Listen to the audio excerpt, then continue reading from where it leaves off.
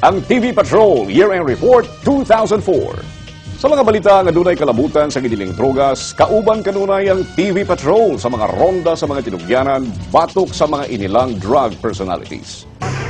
Napungot kayo si Mayor Rodrigo Duterte, humanbuhi sa mga pulis ang usa ka mayor gikan sa Cotabato nga nagpalusot og kapin 3 ka kilong shabu sa Dakbayan.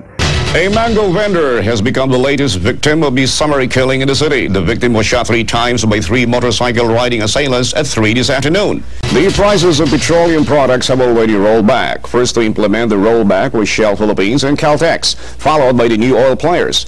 Mosunod ang uban pang mga balita nga dunay kalabutan sa gidiling drogas sa pagbalik sa TV Patrol Year-End Report.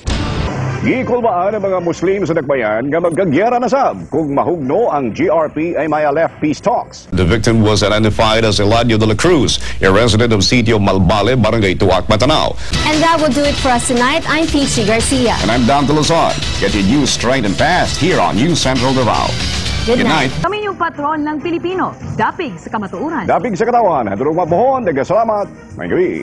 O din hinatapos ang TV Patrol Year-End Report. Hantod sa sunod duig, mag-uban gihapon ta sa paglaba sa mga balita nga gihikay o giandam sa kinatibuk ang sakop sa ABS-CBN News and Current Affairs. Ako si Dante Luzon. May hapon ug Happy New Year. Unta dunay mayong ugma alang kanatong tanan sa tuig 2005. Ug mao naglanggong sa NTV balita sa alas 12 sangan sa kinatibukang puwersa sa NTV CCTN News Team ug Technical Team. Ako si Dante Luzon. At ang ikarong hapon ng balita karon, up next, Santos nga Misa live madugat gikan sa CCTN Chapel. Mayngod do.